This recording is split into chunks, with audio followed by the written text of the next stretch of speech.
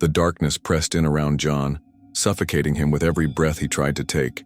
His chest was tight, his heart hammering in his ears, yet his legs remained frozen, unwilling to move. Every instinct in his body screamed at him to run, to escape, but his body refused to obey. It was as if the very air had thickened around him, pressing against his lungs, making it harder to breathe. His eyes darted around the room, searching for some way out, but all he could see was the endless blackness that enveloped them. And then, just when he thought he couldn't take it any longer, the whispering began again. Faint at first, a low murmur just beyond his comprehension. But it grew, slowly, like the wind picking up until it was all-encompassing, a deafening roar in his mind. It wasn't just one voice anymore. It was many. They whispered in unison, their words overlapping, a chorus of dark promises and warnings. You are ours, forever. No one leaves. John's body trembled, not from the cold but from the terror that was gripping him, tightening around his heart like a vice. His hands shook as he reached out toward Emma, but she was no longer where she had been. The light from the flashlight flickered, casting eerie, distorted shadows on the walls. When John turned to find her, she was gone, vanished into the oppressive blackness. Emma! His voice cracked, raw with fear. But there was no answer. Only the whispers, growing louder, more urgent. He turned in every direction, looking for her, but the darkness seemed to shift with him, always just beyond his reach. His pulse raced, sweat pouring down his back, yet the cold never seemed to let up. The entity, whatever it was, felt closer now, closer than it ever had before. John could feel its presence pressing down on him, suffocating him, consuming him. It was as though the very walls of the house were closing in, reshaping themselves to trap him within. He forced himself to take a step forward, then another, his body moving on instinct. His feet hit the floor with a hollow sound, each step seeming louder than the last. His breath came in ragged gasps, his hands still shaking uncontrollably. Every time he tried to look around, the shadows seemed to blur, to distort, pulling his gaze away from the room, from the reality he had known. The door, the red door, still stood open behind him, a sliver of darkness spilling into the hallway. I have to get out, he thought. But as he moved toward the doorway, something stopped him. A sudden, overwhelming weight pressed down on his chest as though the house itself had grown heavier, more solid. He tried to move again, but his feet were rooted to the ground. Then, out of the corner of his eye, he saw it. A figure in the darkness, a shadow so thick it seemed to devour the light from the room. It was moving toward him slowly, deliberately, its form shifting and bending like something out of a nightmare. John's breath hitched in his throat as it drew closer, its presence so overwhelming that he could feel it in his very bones. It's coming for me, he thought, panic rising in his chest. I need to get out, I need to run. But he couldn't. The door was too far away and the figure was closing in faster than he could move. His legs refused to obey, his body frozen in place, paralyzed by fear. The air felt thicker now, pressing against him, making it harder to breathe. And then the whispering returned, louder than before. It wasn't just words now. It was a voice, one that seemed to resonate deep in his chest. You cannot escape, it murmured, the voice so smooth, so soft that it felt like it was inside his mind, crawling through his thoughts. You belong to us now, forever. John's heart raced. He couldn't stop it. He couldn't stop it. Whatever this was, whatever was lurking in the shadows, it had claimed him. And there was no escaping. The shadow was inches from him now, its form indistinct. Yet somehow John could feel its eyes on him, if it even had eyes. His body trembled with a terror he had never known, his mind struggling to make sense of the impossible, the inhuman. The whispers rose to a deafening crescendo, a chorus of voices chanting in a language he couldn't understand. The shadow reached out toward him, its fingers long and thin, impossibly slender like the branches of some ancient twisted tree. In that moment, something inside John snapped. His body surged forward, his legs moving before he could think. He shoved the flashlight into his pocket, feeling the cold metal against his chest, and sprinted toward the door, but the darkness moved with him. It chased him, not physically, but in a way that felt far worse. The walls seemed to bend inward, the corridor stretching impossibly long, the door always just beyond his reach. The more he ran, the further away it seemed. "Emma!" he screamed, his voice breaking in panic. "Where are you? Please, where are you?" The darkness didn't answer. The whispers didn't answer. The only response was the beating of his own heart, deafening in his ears, and the sound of his ragged breath echoing in the empty hallways. He had to get out. He had to escape. But the house itself, was fighting back. He could feel it was alive, pushing back against him, closing in. The house didn't want him to leave, it needed him. And no matter how fast he ran, no matter how desperately he searched for an exit, it always felt like the house was one step ahead. Suddenly, the corridor around him twisted, the walls shifting in unnatural ways. A door appeared ahead of him, one he had never seen before. It wasn't the red door. It wasn't anything he recognized. But it was open, and the light from within was bright, almost blinding. Without thinking, without hesitation, he dashed toward it. As he crossed the threshold, the door slammed shut behind him with a deafening crack. The light from the room flickered, then faded, leaving him in total darkness. But this darkness was different. It wasn't suffocating. It was cold. A cold so deep that it seemed to freeze everything in its path. The air, the walls, his very soul. John stumbled forward, his hands reaching out in desperation. He had no idea where he was, what was happening, or how much time had passed. The walls around him were smooth, unyielding, and the floor beneath his feet felt strangely firm, as though the room itself was somehow solidifying, becoming part of him. And then, as he fumbled for something, anything to hold on to, a voice echoed through the room, low and guttural. It was the same voice he had heard earlier, the voice of the darkness itself. "You can't leave. You never could." The words hit him like a physical blow, and John staggered back, his mind racing. It wasn't just the house that was alive, it was this place. It wasn't a house at all. It was something older, something far darker than he could ever comprehend. His breath came in short gasps as he realized the truth. He wasn't in a house anymore. He was trapped in a nightmare, a place that fed on fear, on despair, and it was never going to let him go. The whispers grew louder, surrounding him on all sides, becoming one single, overwhelming voice, full of malice and dread. The darkness pressed in closer, like a living thing, and the last thing John heard, before the silence overtook him, was the whisper that had been with him all along. "You are ours." And then the darkness swallowed him whole. John's eyes snapped open, but everything around him was blurred. The first thing he noticed was the suffocating weight of the air, thick and unyielding, pressing against his chest as though the entire room was holding him captive. His body felt heavy, sluggish, as though his very bones had been weighed down by some unseen force. He could barely breathe. His throat constricted, every inhale coming in shallow, ragged gasps. Panic rose within him, but it was quickly swallowed by a crushing fatigue. The silence that enveloped him was deafening, and he couldn't remember how long he'd been unconscious, or if he had even lost consciousness at all. For a moment, all he could do was lie there, blinking in the darkness, trying to make sense of the strange sensation that gnawed at the edges of his mind. It was as if he had stepped into a dream, or perhaps something worse, something that wasn't meant to be understood.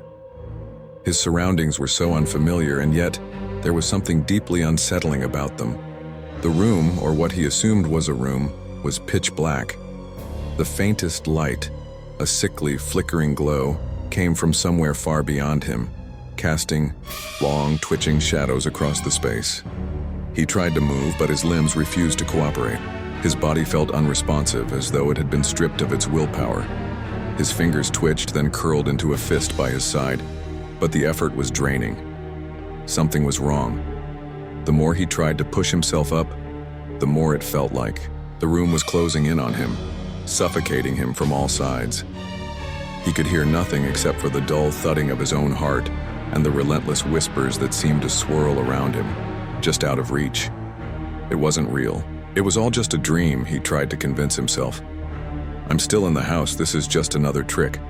But even as the thought crossed his mind, he knew it wasn't true. This wasn't the same. The walls around him felt different, more solid, like they were part of him, part of something larger, something alive. With a Herculean effort, he managed to push himself to his feet.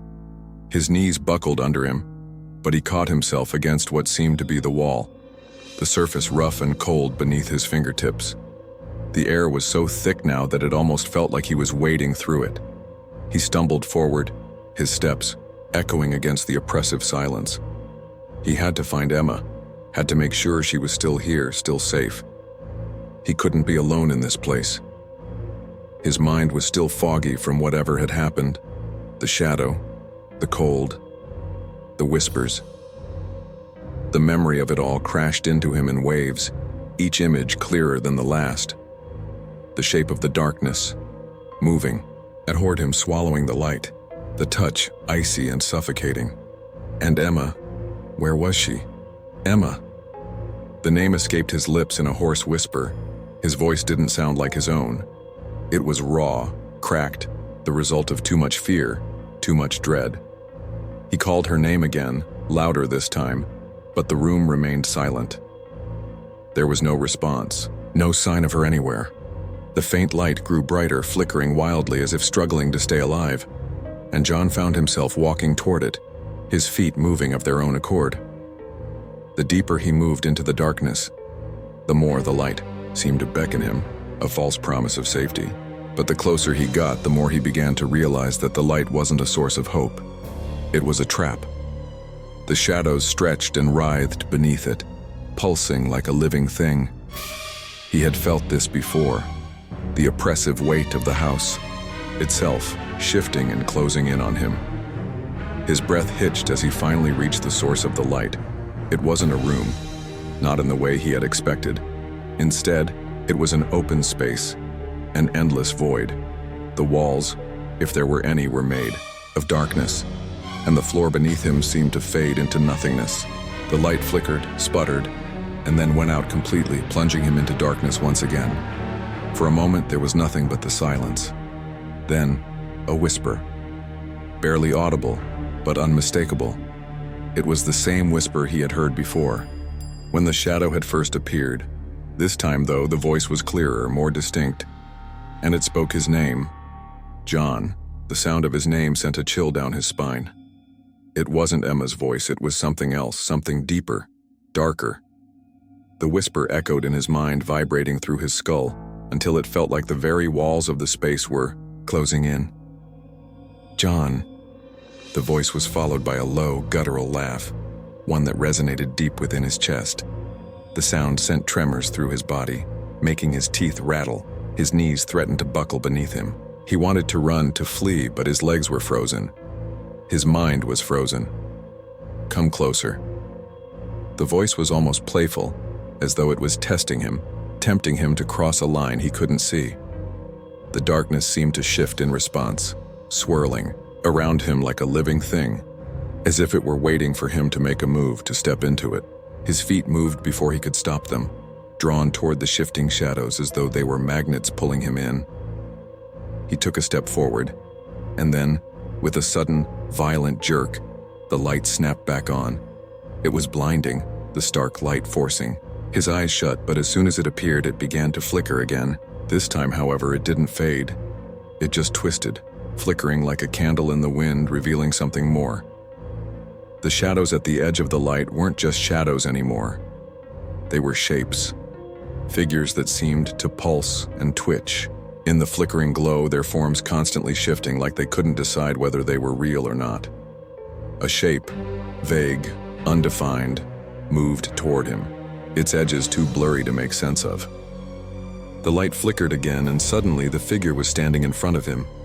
It was Emma. At least it looked like her. Her body was rigid, her face pale and expressionless, her eyes wide and vacant. But there was something wrong with her, something beyond the lifelessness in her gaze. She wasn't truly there. She was a shadow, a reflection of the real Emma, an imitation brought forth by the darkness that had consumed them both. John, her voice was hollow, empty, the sound vibrating through the air like a broken record. It's too late. The words chilled him to the bone, and for a moment, he couldn't breathe. He wanted to reach out to her, to take her hand, but his own body refused to move. The emptiness in her eyes was so much more than fear. It was despair. It was hopelessness. "Don't fight it," the voice in his mind whispered again, softer now, more coaxing. "You're already part of it." John's throat tightened, a lump forming there, suffocating him. The room seemed to close in around him again, the walls contracting as the darkness pulled everything toward the center. His mind raced, but the more he thought about escaping, the less control he had over his own body. It felt like the darkness had infiltrated him, wrapping itself around his soul, pulling him deeper into the abyss. His legs finally moved, and he stumbled toward Emma, desperate to reach her. But just as he neared her, she evaporated, vanishing like smoke in the air. The shadows around him pulsed, rippling like water disturbed by a stone, and in the next instant, they closed in, pushing him back. No, his mind screamed. This can't be real. The darkness did not respond. It only swallowed him further. The whispers returned, louder, more frantic, as the void seemed to collapse in on itself. He was trapped. And the house, this place, was alive. And it was waiting for him. John's mind raced as he stumbled backward, trying to steady himself against the cold, unyielding walls that now seemed to pulse with a life of their own. The shadows, those shifting, unnatural forms, swirled around him like a storm, closing in on him from every direction. He could feel the weight of their presence, the suffocating pressure that pressed against him, making every breath a struggle. The air felt heavier, thicker, almost viscous, as though the house itself were conspiring against him, trapping him in its clutches. He turned, desperately searching for a way out. The corridor that had once seemed endless now felt like a trap, its walls closing in tighter with each passing second. The faint, flickering light from before was gone, replaced by an impenetrable darkness. The house had swallowed it whole, leaving him in a void where nothing made sense, nothing felt real. His heart hammered in his chest, each beat loud and thunderous in the silence. Every fiber of his being screamed at him to escape, to run, to find Emma and get out of this nightmare. But where was she? The echo of her name still reverberated in his mind, but the space around him offered no answers, only shadows that twisted and writhed, mocking him. The whispers returned, soft at first, like the rustling of leaves in a faraway breeze. Then they grew louder, clearer, until they were all around him, suffocating him with their eerie, dissonant chorus. The voices came from every direction, but he couldn't make out any words. It was as though the house itself were speaking, trying to convey something he wasn't meant to understand. John. He froze. The voice was unmistakable. It was Emma's voice, but not quite. It was distorted, like an echo from somewhere deep within the house. His heart lurched in his chest, and he spun around, searching frantically for the source. His eyes darted from shadow to shadow, his breath catching in his throat as the darkness seemed to shift and move around him. "Emma?" His voice cracked, hoarse from the fear that clawed at his throat. "Emma, where are you?" There was no answer, only the steady hum of the house, the whispers still weaving in and out, blending together in a symphony of madness. The air felt cold against his skin, the temperature dropping with each passing moment until it was as if he were standing in the heart of winter. He could see his breath fogging in front of him, the condensation dissipating in the dark like a wisp of smoke. He moved forward, his feet dragging across the floor as if the house were trying to hold him in place, as if it didn't want him to leave. The walls seemed to close in on him, their jagged edges pressing against his sides, forcing him to bend and weave through the narrow corridor. The sound of his own footsteps echoed in the silence, unnatural and distorted, as though they didn't belong in this place.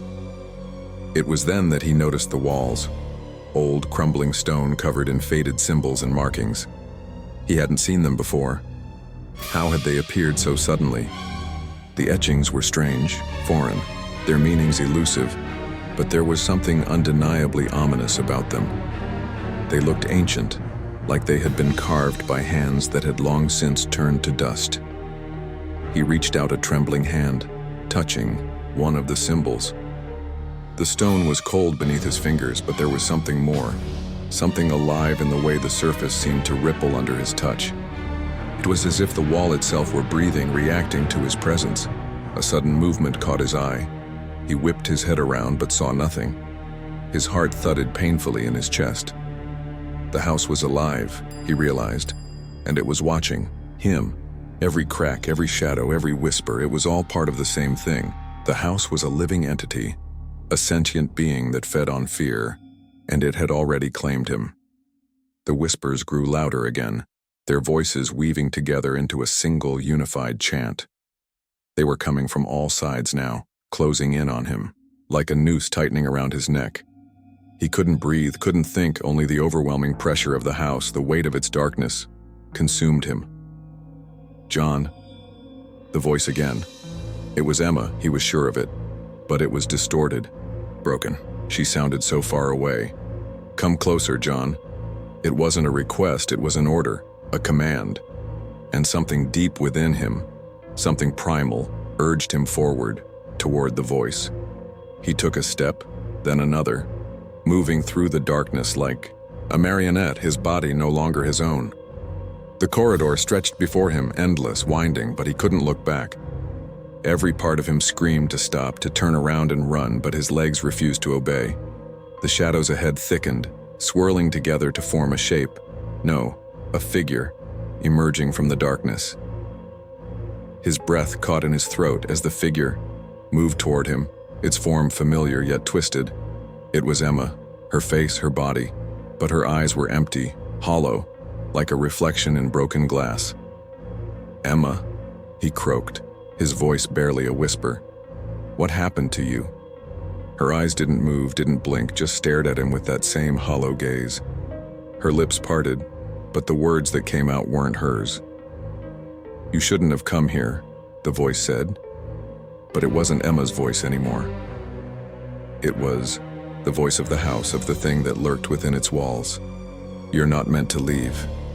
John's heart stopped. The words sank into him like a dagger, a cold realization that he had stepped into a place from which there was no escape. The house wasn't just a building, it was a prison, and he was its newest prisoner. He took a step back, but the walls pressed in, blocking his way. The figure of Emma, or whatever it was now, moved closer, its form shifting like smoke, its edges blurring, twisting. It was no longer just her, it was something else, something darker, something born from the very essence of the house itself. You are ours now, the figure whispered, and as it spoke, the shadows around John seemed to pulse, expanding, drawing him closer. We've been waiting for you. John tried to scream, tried to fight against the invisible force that held him in place, but his voice was lost in the suffocating silence. He could feel his body shaking, his limbs growing heavier, the cold creeping into his bones. The shadow loomed over him now, growing larger, its presence consuming everything in the room. Please, he begged, his voice barely audible, the terror rising in his chest like a tidal wave. Let me go. Let me leave. The figure of Emma, if it could even be called that anymore, smiled, its lips curling into a grotesque mockery of a smile. You can never leave, it said, and the words were so final, so absolute, that they felt like a death sentence. You are part of this place now. You belong to us. John's vision blurred as the darkness closed in on him. The air was thick with the presence of the house, the weight of its evil pressing down on him, suffocating him, and just as his breath began to fail him, Just as the darkness threatened to swallow him whole, he felt a strange pull, an undeniable force urging him to surrender. And then, as the world around him began to twist, the last thing he saw was the flicker of a red light far off in the distance and the faintest whisper that slid through his mind. "You will never escape." The darkness took him. The darkness engulfed him completely, a suffocating blackness that seemed to press in on him from all sides. It was as though the very air had turned to something dense, something viscous, choking off every breath he tried to take. The last thing John remembered was the flickering red light in the distance, a fleeting promise of something real, something that could save him. But as the darkness consumed him, that promise dissolved, slipping away like sand through his fingers. He couldn't move. He couldn't speak. His body felt heavier with every passing second, as though the weight of the house itself was pushing down on him. The shadows had taken him, and there was no escaping them now. They surrounded him, twisted around him like serpents, their cold tendrils wrapping around his limbs, pulling him deeper into the abyss. Is this it? The thought flickered through his mind, but it was quickly drowned out by the overwhelming presence of the house. There was no room for rational thought, no room for anything but the oppressive, suffocating darkness. He was alone, trapped in this place that seemed to exist outside of time, outside of reality. A place where fear didn't just live, it grew. Fed by the terror of those foolish enough to enter, the whispers had stopped, but in their absence a low hum began to fill the space. It was almost imperceptible at first, a vibration that seemed to come from deep within the walls themselves. But it grew louder, more insistent, until it was all-consuming, vibrating through John's very bones.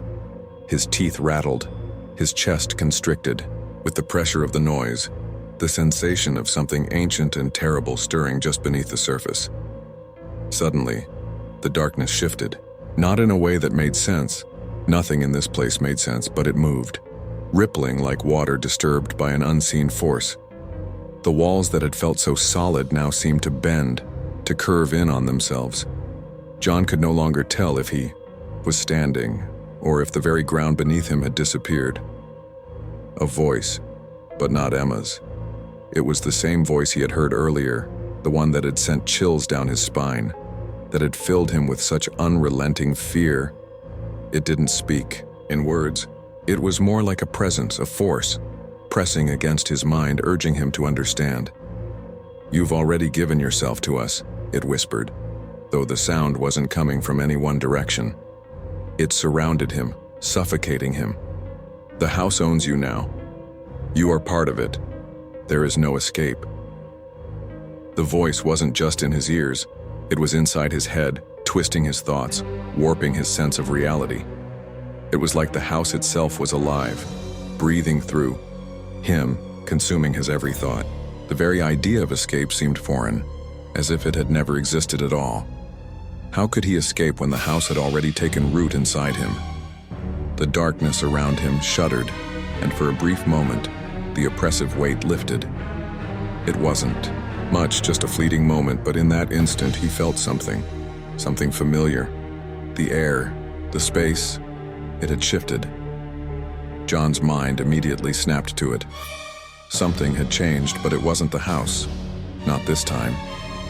He could feel a presence, a familiar shape moving in the distance. Emma. She was here. Somewhere. They saw it. Thought was like a lifeline thrown in the middle of an ocean. Desperate, frantic, but just enough to pull him through. It didn't matter that he was trapped in this nightmare, that the house had already claimed him. If Emma was still alive, still here, there was a chance for him to escape. He pushed forward, despite the suffocating darkness that gripped him. He could hear his own heart pounding in his chest, each beat echoing through the hollow silence. His legs moved almost involuntarily, the instinct to find her pulling him forward, through the shifting void. He didn't know where he was going. He didn't even know which direction he was facing. But something inside him told him that he couldn't stop. Not now. Not when there was a chance. Suddenly he stumbled, His foot hit something solid, something that had not been there before. It was a door, barely visible in the shadows, but it was there. His fingers brushed against the cold, rough wood, and he pulled himself toward it, desperate to escape whatever was keeping him in this place. The moment. His hand touched the doorknob, a sound erupted in the distance. A loud screeching noise like metal scraping against metal filled the air. The noise echoed off the walls, reverberating through the house. The floor beneath him seemed to shudder with the force of it. John recoiled, his hand instinctively, pulling back from the door, but the sound didn't stop. It only grew louder. A new voice joined the cacophony, a low, guttural growl that seemed to vibrate in the very air. It was the same voice from before, the voice of the entity that had claimed the house. It wasn't speaking anymore. It was roaring, a sound of pure, unbridled rage, echoing through every inch of the house.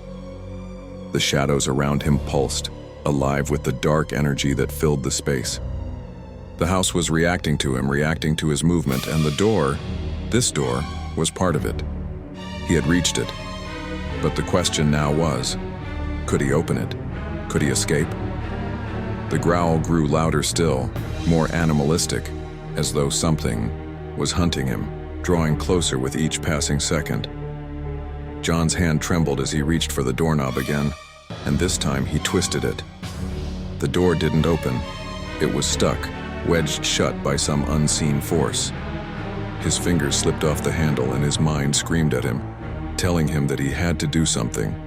He had to break free. He pushed harder, desperation filling his every movement, his body shaking with the strain. The house seemed to fight him, the air growing heavier, the pressure in the room mounting until it felt like he was suffocating under it. With one final, desperate push, the door groaned and creaked, then gave way with a snap. It swung open. The moment the door opened, the house shuddered, and for an instant everything went silent. The air stopped pressing in on him. The growling, the whispers, the chaos, everything vanished. It was as if the world had stopped spinning, and John was standing on the edge of something unknown, something that shouldn't exist. He stepped through the door. What lay beyond was not what he expected. The room was not just dark, it was pitch black, but there was a faint glow that radiated from somewhere deep within. It was the kind of glow that felt wrong, unnatural, like it was drawing him in. And then he saw her. Emma. She was standing there, unmoving, her back to him, her body rigid. The glow from the room cast her in an eerie light, making her appear almost ethereal. Her face was still, too empty. And for a moment, John thought that maybe she wasn't really there at all. But as he moved toward her, he saw it. Her. Chest rising and falling, the faintest breath escaping her lips. Emma. His voice broke as he reached out to her, but the moment his hand brushed against her shoulder, something shifted. The glow intensified and Emma's face turned toward him, her eyes wide, empty, staring. "John," she whispered, but the voice was wrong. It wasn't Emma's voice. It was colder, deeper, darker. And that's when he understood. Emma had already been claimed. She was a part of the house now, a part of its endless, twisting nightmare. And he was next. John stood frozen, his hand hovering just inches from Emma's shoulder, the glowing light from the room now casting strange, distorted shadows on the walls around them. The air was thick with something he couldn't name, an oppressive weight, pressing against him, squeezing out every ounce of breath. He could feel the cold creeping into his bones, colder than it had been before. The familiar sense of dread that had gnawed at him since stepping into the house now settled deep into his gut. This was not the Emma he had known. This wasn't even a reflection of her. The woman in front of him, no, the thing, was empty. Hollow. "Emma!" His voice cracked, barely audible against the stillness of the room. His heart pounded in his chest, and yet he couldn't make himself move. His legs felt like they were filled with lead, as though the house itself had bound him in place. The figure turned fully toward him, its movements slow, deliberate, like a marionette on strings. Her eyes were wide open, but there was nothing behind them. No spark of recognition, no fear, only an endless, unfeeling void. The glow from the room seemed to pulse with every breath she took, each inhalation a little deeper than the last, a little more unnatural. "John," she whispered, the voice coming from her lips, but not hers at all. It was distorted, hollow, as if the house itself had taken her voice and twisted it into something that no longer resembled human speech. The words were empty, like the sound of wind howling through an abandoned house. "Come closer. You are meant to be here." John's throat tightened. Every muscle in his body screamed at him to run, to escape, but his feet remained rooted to the ground. Something inside him, deep down in the pit of his stomach, told him that if he took even one more step toward her, he wouldn't be able to turn back. But he couldn't stop himself. The pull, the force of whatever this place was too strong. It was her, his friend, the person who had walked into this nightmare with him, who had been by his side from the beginning. But now, she was not herself. She was a part of this dark, living force. She was just another lost soul to be consumed. "Emma," the word slipped from his lips again, weak and trembling. He reached for her, as though his touch could somehow bring her back, restore her to the person she had been. But as his fingers grazed her arm, he felt it. Cold, ice cold, colder than anything he had ever experienced. Her skin was as smooth and unyielding as stone, and just beneath it he could feel something shift, a wrongness that sank deep into his bones. And then she spoke again, her voice no longer distorted but layered with something far darker, far more sinister. "You will join us, John. It's already too late." The words hit him like a physical blow, stealing the air from his lungs. The weight of them pressed down on him, suffocating him, and for a moment he couldn't breathe. His vision blurred, his chest tightening as if he were being held underwater. The room around him seemed to twist, bending in on itself as if the very walls were alive, reacting to his fear, feeding on it. The whispering, the low hum that had surrounded him before, was growing louder, turning into a maddening cacophony that filled his ears. He stumbled back, his mind scrambling to make sense of what was happening. "No," he gasped. "I'm not. This isn't. No." The shadows in the room shifted again, stretching out toward him like reaching hands, cold and dark. He felt them closing in, felt the house itself tugging at him, drawing him into its depths. The figure of Emma didn't move, but somehow, she seemed to be everywhere at once. Her hollow eyes watching him from every corner, her voice a constant hum in his mind, reminding him of the truth he couldn't escape. There was no way out, not now, not ever. The thought hit him like a brick wall, the house, the darkness, the entity that lived within it. It was all connected. He wasn't just trapped physically. No, it was worse than that. This was a living, breathing nightmare that had been feeding on their fear, on their souls, from the very first moment they had stepped inside. And now he understood. The house wasn't just some haunted structure.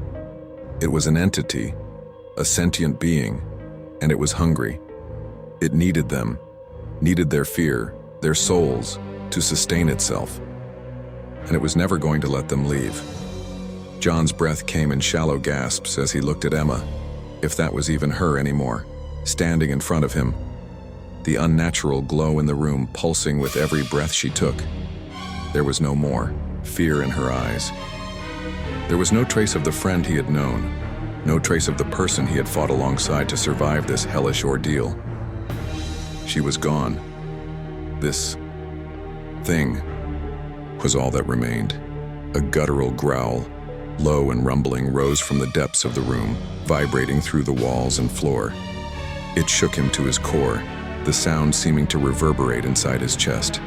His eyes widened as the shadows around him thickened, coiling like serpents, reaching for him, enveloping him in their cold embrace. The walls, the floor, the air, it all began to close in on him. He was being swallowed, inch by the very house that had taken Emma. "No, I won't let you," he whispered to himself.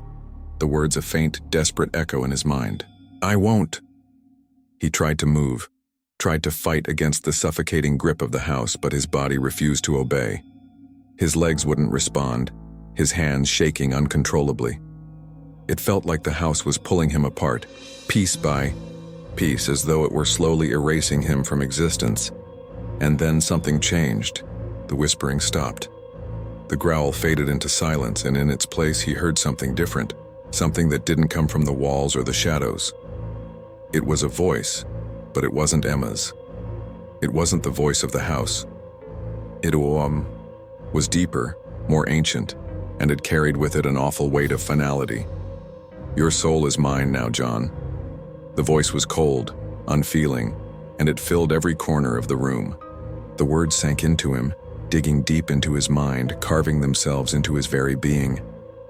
They were an inevitability, a death sentence. The house had won, and now it would consume him, just as it had consumed Emma. Suddenly the room around him seemed to collapse, the walls stretching inward, pushing him toward the center. The shadows pressed against him, suffocating him with their unrelenting presence. The air was thick with the stench of decay, of rot, of something far worse than anything he had ever imagined. The darkness was no longer just something around him. It was inside him now, twisting through his veins, spreading through his thoughts, feeding on his fear.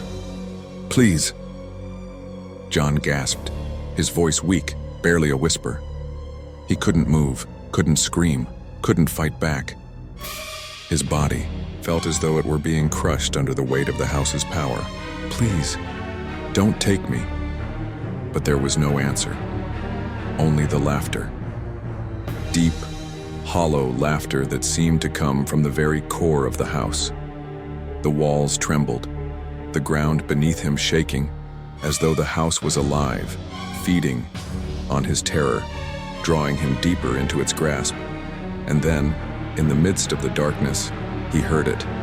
A faint sound, barely perceptible. A door opening somewhere far off in the distance. A faint red light flickered at the far end of the room, casting long shadows on the walls.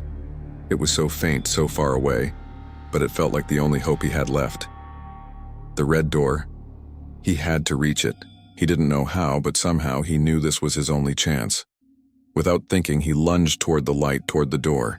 But the shadows, the darkness, the house, they wouldn't let him go. They were pulling him back, dragging him, toward the center of the room, toward the place where all of this had started. The light grew brighter, the red glow intensifying, but it felt like an illusion, a false hope. The deeper he moved into the shadows, the further away the light seemed to become. The house was playing with him, toying with him, just as it had with Emma. And still, he moved forward, drawn toward the light, knowing that it was his last hop. The light was so faint, so fragile that John could barely see it. Yet it was there, far off in the distance, flickering like a dying ember, casting long shadows that twisted and stretched across the floor. Every instinct told him to move toward it, to reach out and grasp it before it disappeared. But with every step it seemed to recede, like it was mocking him, testing his resolve. The darkness around him felt alive, suffocating. It pressed against his skin, 1,000 unseen hands pushing and pulling, dragging him down into the depths of this place. He could feel it in his chest, the crushing pressure of the house, its malevolent pulse radiating from every corner. It was as if the walls were breathing, drawing in air, holding him captive. He reached out, his hand trembling as it stretched toward the faint red glow. It was so far now, each step pulling him further into the heart of the house, deeper into its clutches. And the shadows, they seemed to grow thicker, more tangible, as if they were reaching for him, desperate to hold him back. His feet felt heavy, as though the ground itself was sucking at his legs, pulling him down into the very bowels of the earth. He couldn't stop moving. Something inside him, something primal, was urging him forward, toward the light, toward the hope that it represented. But with each movement, the darkness around him seemed to tighten, like a noose slowly closing around his throat. He could feel the cold seep into his bones, the air growing colder with every step he took. It was impossible to breathe, impossible to think. His mind felt clouded, consumed by fear, by the overwhelming presence of the house. The red light flickered again, and for a moment he thought he saw something, or rather someone standing near the doorway. A shape, faint but unmistakable, standing motionless in the distance. His heart skipped a beat. Could it be Emma? Was she there, waiting for him, lost in this nightmare just as he was? "Emma," he called out, his voice raw, broken. It was a feeble cry, but it was all he could manage. His throat was tight, constricted by the suffocating grip of the house, but he couldn't stop. He had to reach her, had to pull her from the grip of this place. But the figure didn't move. It just stood there, unmoving, its form barely visible in the shifting shadows. The closer he got, the more the shape seemed to distort, its edges blurring like it wasn't quite real. Was it an illusion? A trick of the light? A manifestation of his fear? The air grew colder still, a biting chill that sank into his skin, numbing his body. His breath came in short, sharp gasps, the fog from his exhalations mixing with the oppressive darkness. Every movement felt slower, heavier, as though the house itself were fighting him, dragging him back with every step. He tried again, stumbling, forward. But the distance between him and the figure didn't seem to shorten. It was as though the more he moved, the further away it got. His heart raced faster now, his thoughts spiraling, panic rising like a tidal wave. "Emma!" he shouted again, his voice cracking, but the figure didn't respond. It remained still, its face obscured in the shadows. Then, the figure moved. Not in the way that a person moves, but in the way that shadows shift, unnaturally, inhumanly, as if the darkness itself were taking shape.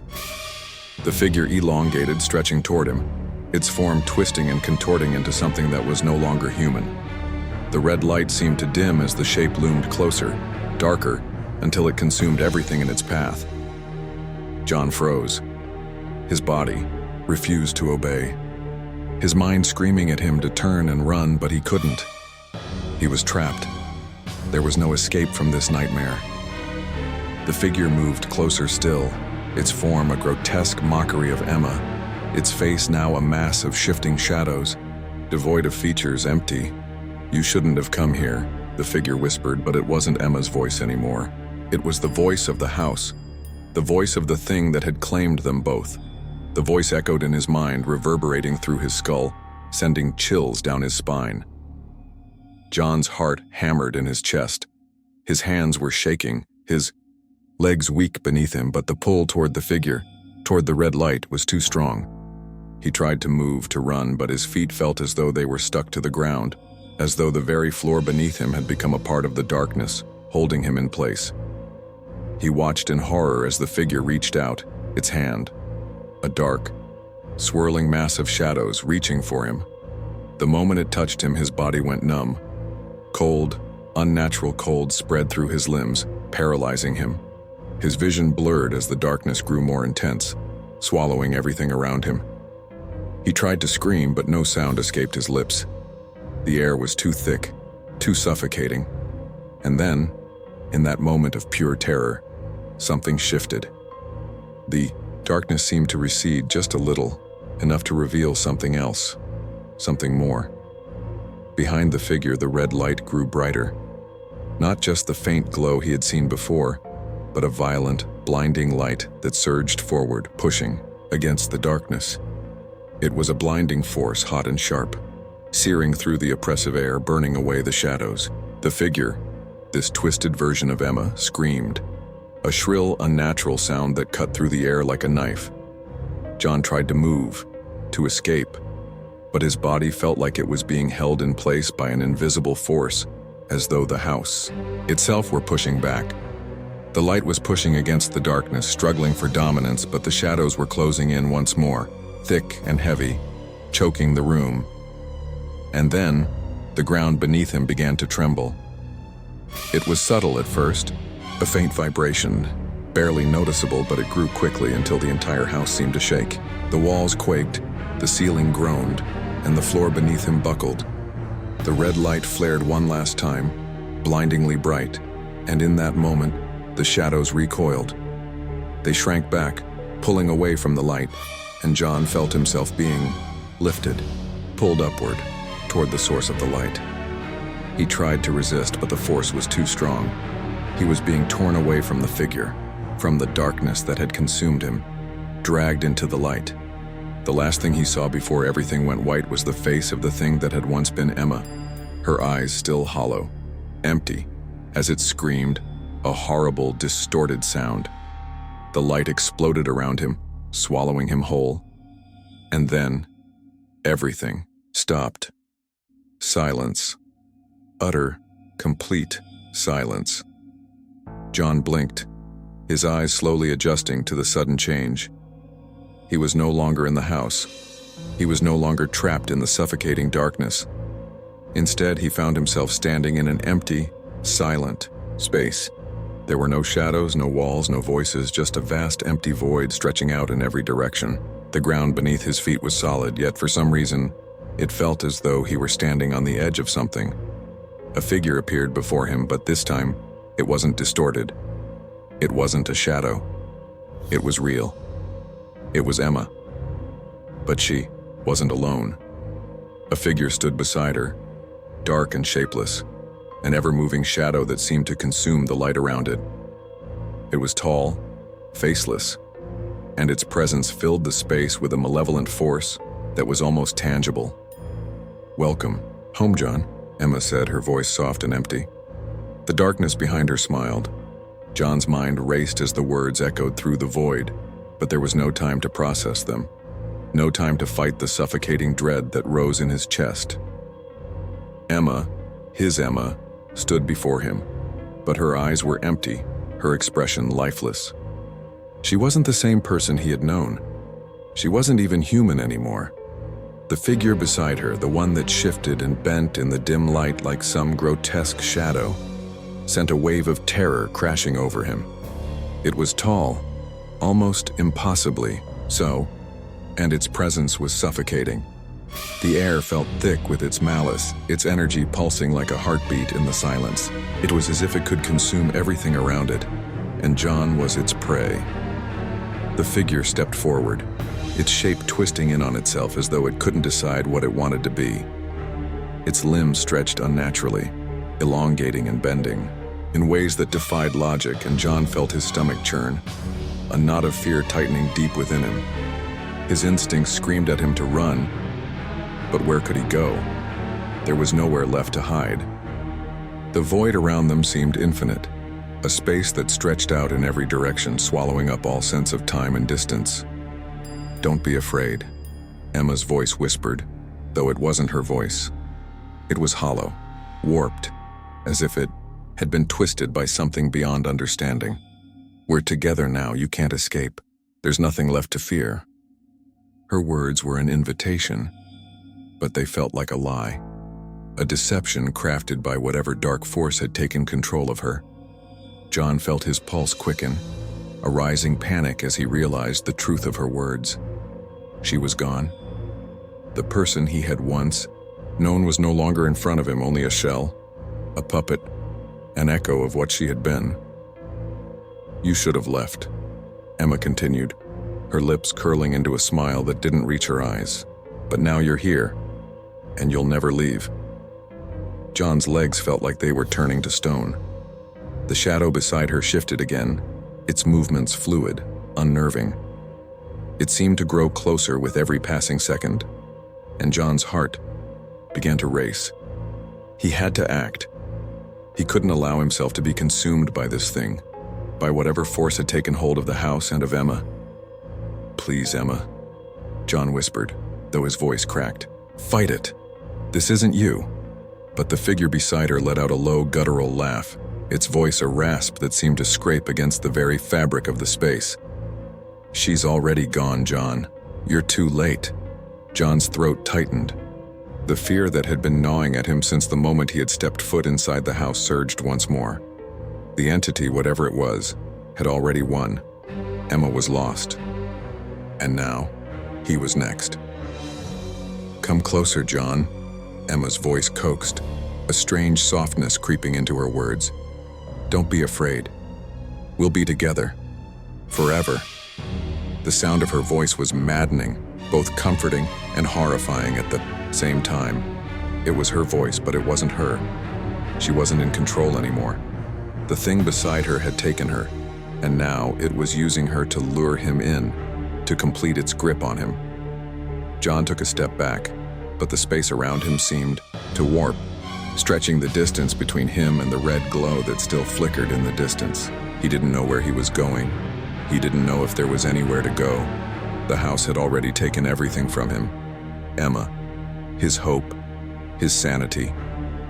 And now, it was going to take his soul.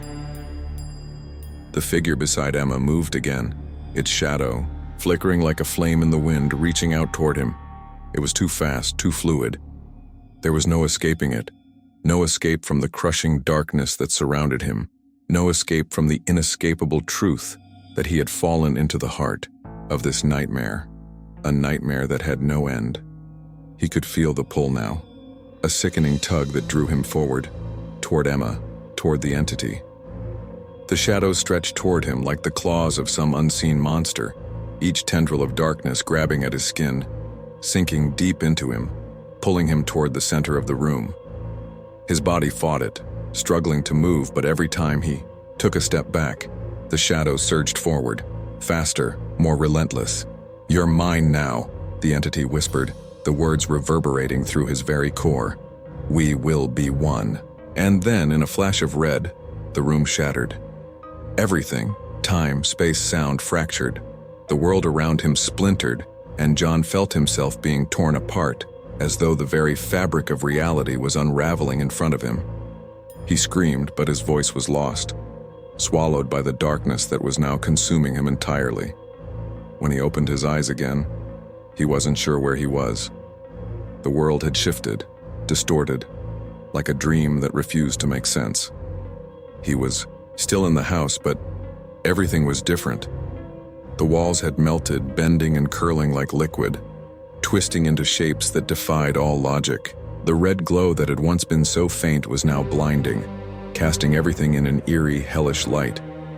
In front of him stood the figure, the thing that had once been Emma, but now it was no longer even pretending to be human.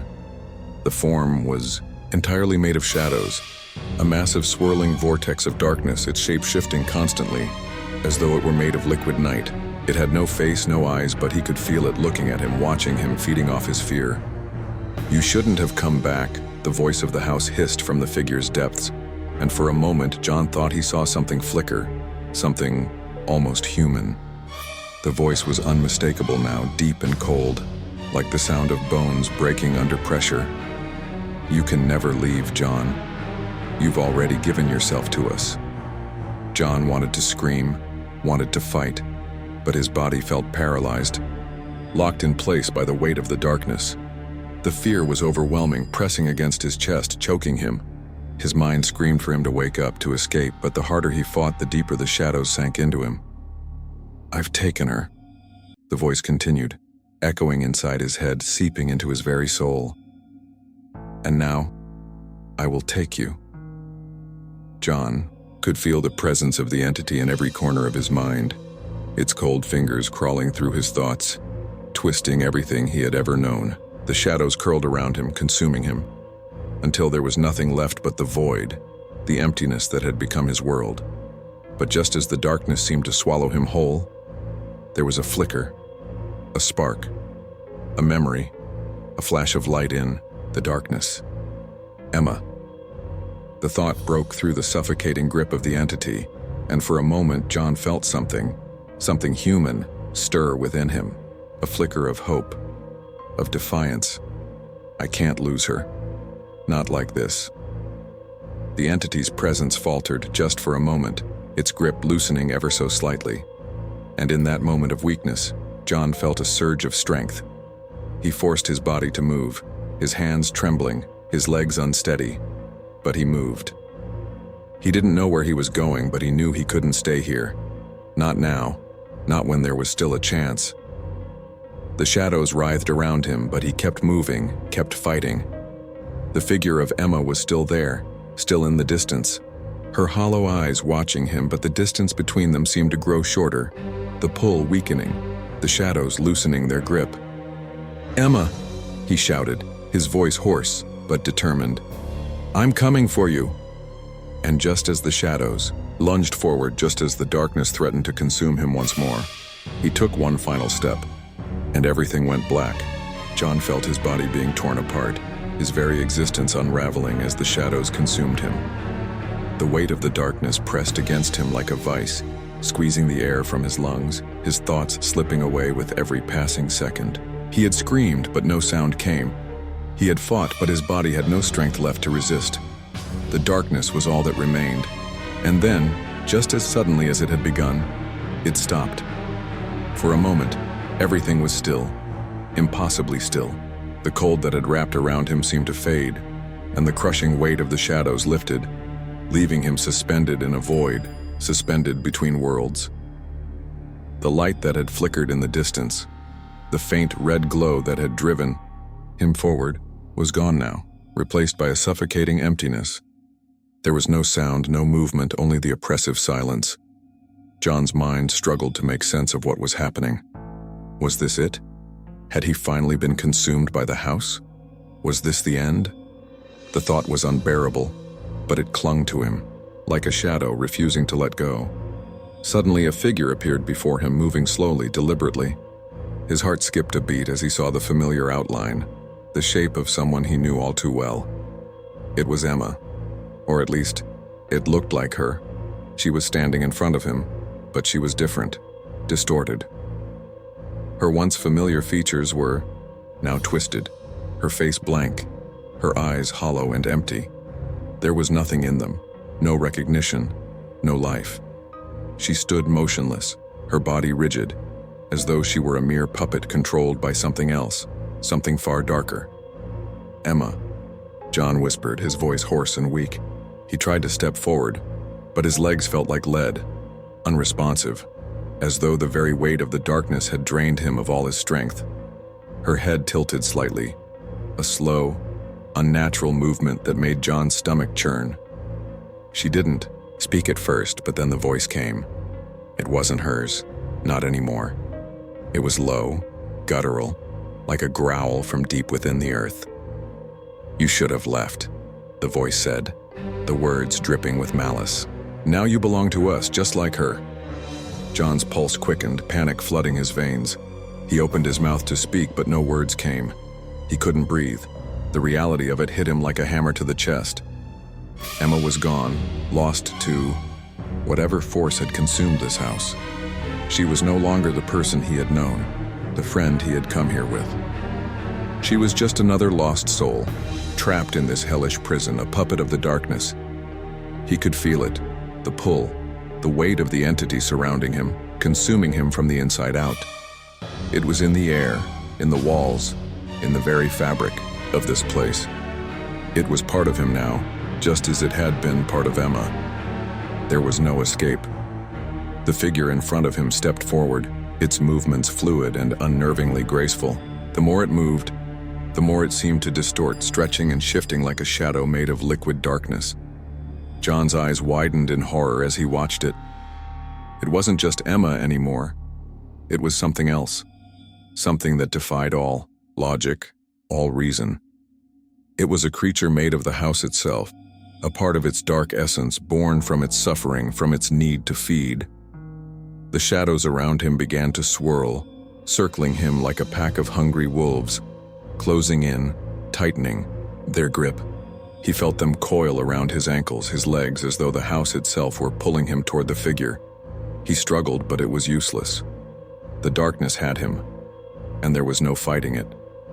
"You're mine now," the voice said again, the growl deepening, growing stronger with each word. "You cannot leave. No one leaves, not alive." John's chest tightened. His mind screamed for him to do something, anything. But what could he do? How could he fight something so vast, so ancient, so powerful? The house was alive, a sentient being that fed on fear, on pain, and he was just another piece of it, another soul to be devoured. Emma had fallen to it, and now it was his turn.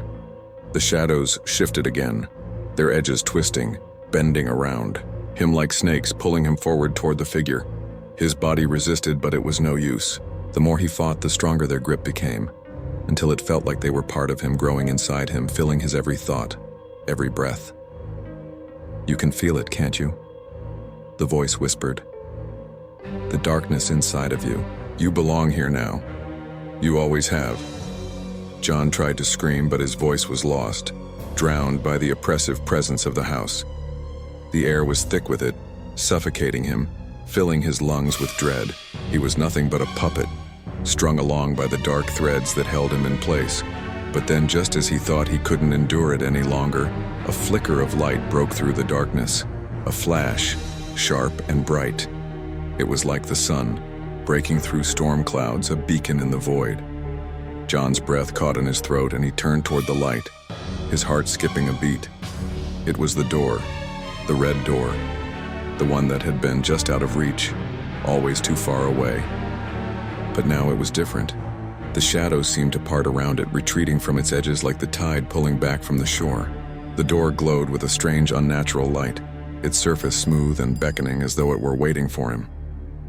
John's body was still locked in place, still frozen in fear, but the door, the light, called to him. It was his only chance.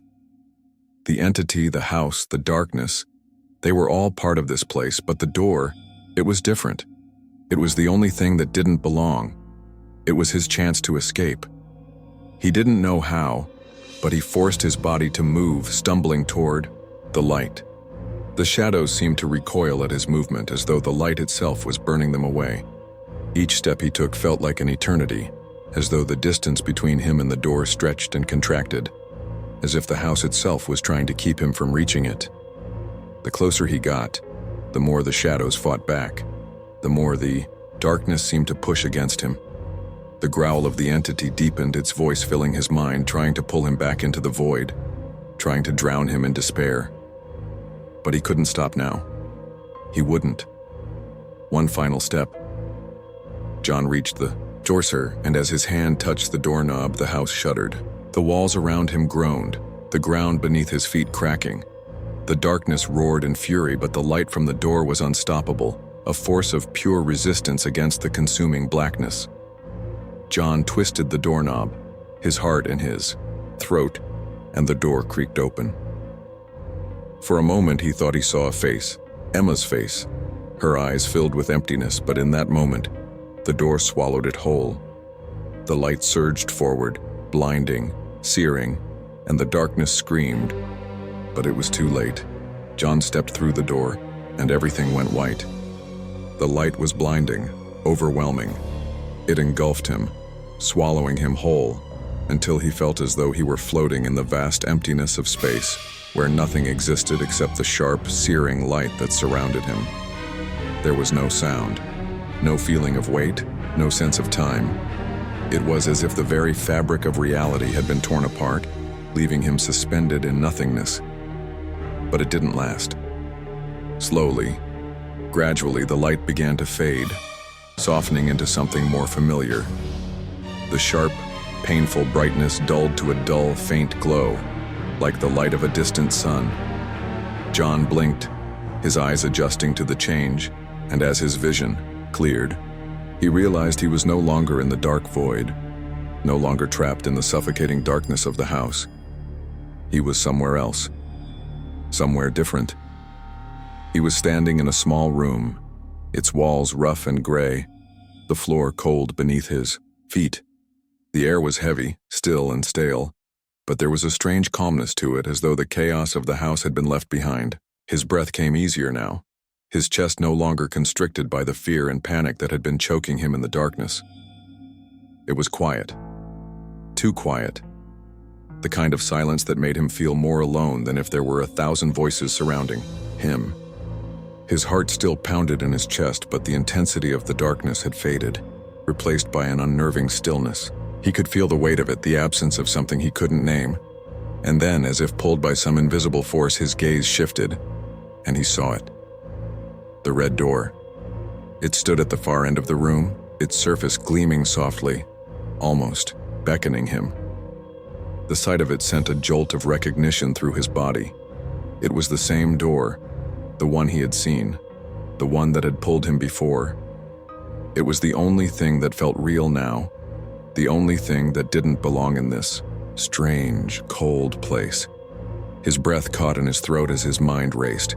He knew deep down that this door wasn't just a way out, it was the way out. It was the only way forward. Without thinking, he moved toward it, his feet stumbling beneath him. His legs were weak, still shaking from the horror he had endured, but his resolve pushed him forward. He reached for the handle, his hand trembling, but as his fingers touched the cool metal, a strange sensation washed over him. The door felt alive, like it was aware of him, aware of his every thought. It vibrated, hums of energy pulsing through the air, filling the space around him with a low, almost imperceptible thrum. The whispers returned, but this time, they were different. They weren't the voices of the house, the malevolent force that had controlled him before. These voices were familiar, fragments of memories, bits of conversations that he had forgotten long ago. Snippets of moments with Emma, with friends, with people who had once meant something to him. They were fragments of the life he had left behind. John, please, don't. The words seemed to echo through his mind, faint, distant, like they were coming from far away. His heart lurched in his chest. Emma's voice, but it wasn't just her voice. It was the sound of him, his own voice, a version of himself that no longer existed, a part of the life he had once known. He felt it deep in his chest. It was her plea, but there was something else there too. Fear. Fear that felt like it was coming from the very walls of this strange, cold space. John stepped back from the door, his breath catching. Was this it? Was this the place where everything changed? Was this the threshold? The moment he would either step forward into freedom or step into an endless nightmare? He could feel it now, the heaviness of the decision. The red door was a choice, the culmination of everything he had been through. He could feel the weight of it pressing down on him, the oppressive force of everything that had come before. The house had consumed him, had twisted his memories, had distorted his reality, and now this door was his last chance, his final test. He took a step back, his fingers still gripping the cold handle, the vibrations beneath his skin almost unbearable. The echoes of Emma's voice faded, but the fear remained. He could feel it creeping into the edges of his mind. What would happen if he stepped through? Would the house still have him? Or would this door, this symbol of escape, finally lead him out of the nightmare? The door trembled in his grasp as if it were alive, waiting for him to make a decision. He could feel its pull, the pull to open it, to walk through it, to leave this place behind. But something inside him held him back. What if it was a trick? What if this door wasn't an escape but just another part of the house's trap? The thought made his heart race. It made his limbs feel weak, like they were moving through treacle. What if stepping through this door would cost him everything? But then the thought of Emma, her vacant eyes, the twisted thing that had once been her, flashed through his mind, and his resolve hardened. She wasn't here anymore. She was gone, consumed by the darkness, and he couldn't let that be his fate too. He wouldn't let the house win. With one final breath, John turned the doorknob and pulled the door open. The moment he stepped through, everything shifted. It wasn't the blinding light that he had expected. It wasn't freedom, nor was it the nightmarish, endless void he had feared. Instead, it was real as it had been before everything had fallen apart. The air was fresher, cleaner, and the ground beneath him solid and familiar. The walls were no longer contorted, and the house had vanished. It was as though the door had led him back to the world he had known, to the world before the shadows had consumed everything. John took a tentative step forward, his body trembling as if testing the ground beneath him. The room around him was dim, but it was warm. Real warmth, not the suffocating chill that had plagued him in the house. The familiar smell of wood and dust greeted him, and for a moment he thought he might be back in his own home. But no, this was wrong. This was not the place he had known. The room was too quiet, too empty. It wasn't his home. The walls were bare, the furniture sparse and worn, as though time had passed differently here, as though this space had been abandoned long ago. The windows were shut tight, and there was no sign of life. No sounds from outside, no movement, just the heavy, unsettling stillness of a place forgotten. And then from the corner of the room, a figure stepped forward. John froze. It was Emma. But she was different, changed. Her face was pale, her eyes still empty, but now there was something new, something darker. She didn't speak, didn't move, but the look she gave him, the way she stared at him, the way her body stood still, waiting, was enough. And then the words came, not from her lips, but from the room, from the walls. "You should have stayed." Inside, the voice of the house hissed, the same voice that had echoed through John's mind, a sound too deep, too ancient. "Now, you are ours." The door behind him slammed shut, the room instantly growing colder. John turned, but there was no escape now. The house had him. John's heart pounded in his chest, the echo of each beat reverberating through the stillness of the room. His eyes locked on Emma. No, not Emma. The thing that looked like her, the hollow shell of the person he had once known. Her gaze was empty, her expression vacant, and yet it held a deep, unsettling pull that kept him rooted in place, unable to move, unable to breathe. The room around him seemed to close in, the walls pressing tighter with each passing second. The air was thick with a suffocating cold, and the shadows moved, shifting at the edges of his vision like a living entity. The floor beneath his feet creaked in protest, and he felt the ground tremble ever so slightly, as though the house itself was reacting to his presence, tightening its grip on him. Emma's figure, if it could even be called that, remained motionless, but there was something wrong about her stillness, something unnatural. It wasn't the way a person would stand, waiting. No, this was different. She was a thing now, a puppet, a vessel for the house's dark will. She wasn't truly here. She wasn't alive. The voice that had echoed through the room, deep, resonant, and filled with malice, spoke again, but it wasn't Emma's voice. It came from everywhere and nowhere at once, a cold, predatory whisper that felt as if it was curling into his very thoughts. "You thought you could escape," the voice crooned. "You thought you could fight your way free. But you've always been ours. You've always belonged here. We are the house. We are your fate." The words hit John like a physical blow. His knees buckled, and for a moment he was sure he was going to collapse. His breath came in short, shallow gasps, but he couldn't tear his eyes away from Emma, or whatever she had become. The house seemed to live. He could feel it, its presence seeping into his skin, into his soul. It was not just a place. It was a force. It was hunger, desire, and it was everywhere. In the walls, in the air, in the floor beneath him. The door had led him to this place, and now the house was closing in, taking him as it had taken Emma. He had made a choice.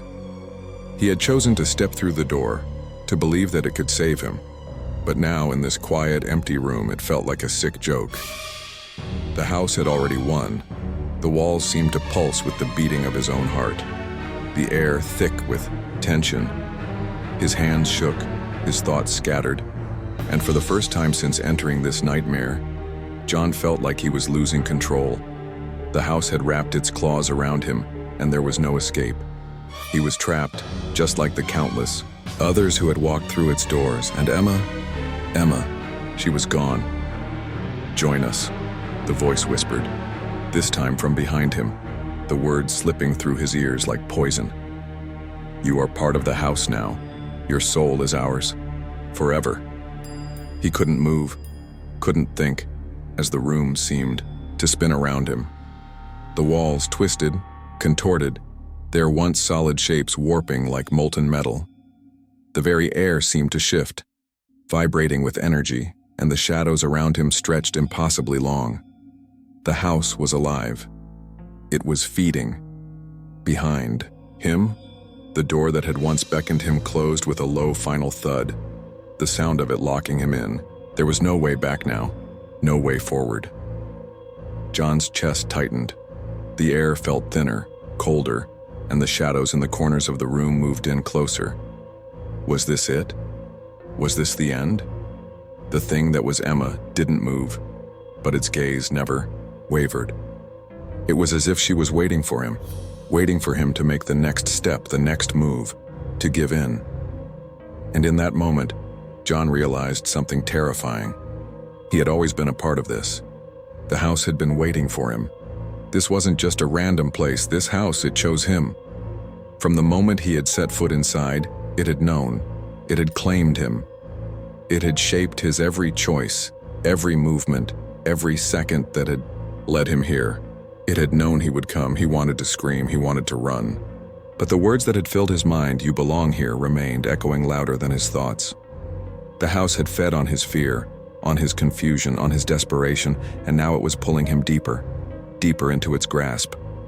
He turned to face Emma, no, the thing in her shape. And for the first time, he felt the flicker of understanding, the horrible, undeniable truth. This was not about escape. This was not about freedom.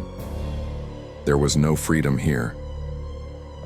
John took a deep breath, his body trembling with the weight of everything he had been through. The house had taken everything, his friends, his memories, his will. It had left him with nothing but fear, with nothing but the truth. He was a part of it now as much as Emma was. The voice spoke again, this time, the words like the touch of ice on his skin. "You cannot leave. You never could." And in that moment, John realized the depth of the house's power. The house was not just a place, it was a prison of the mind, of the soul. The red door had not been an escape. It had been part of the trap, a door to another part of the nightmare. The realization hit him like a slap to the face. There was no escaping.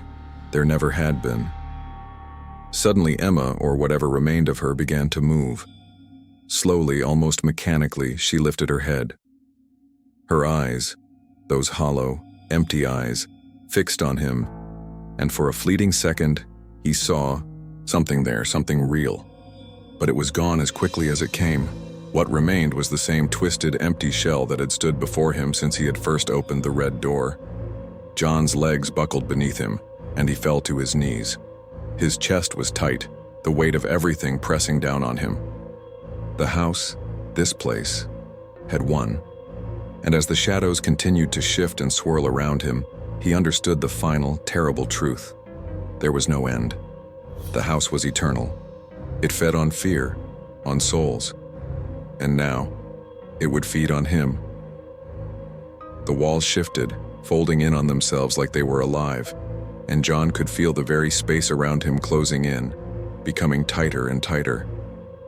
The red light that had once offered him a glimpse of hope now flickered, dimming until it was nothing more than a distant memory, swallowed by the darkness. And as the shadows stretched out toward him, as the house reached its cold, suffocating embrace around his body and mind, John finally understood. There was no escape, there never would be. The house had claimed him. Just like it had claimed Emma. Just like it had claimed everyone before him. And in the end, he would become a part of it. Forever. The door that had once offered salvation had closed. And with it, so had his chance for freedom. John was gone, and the house waited for its next victim.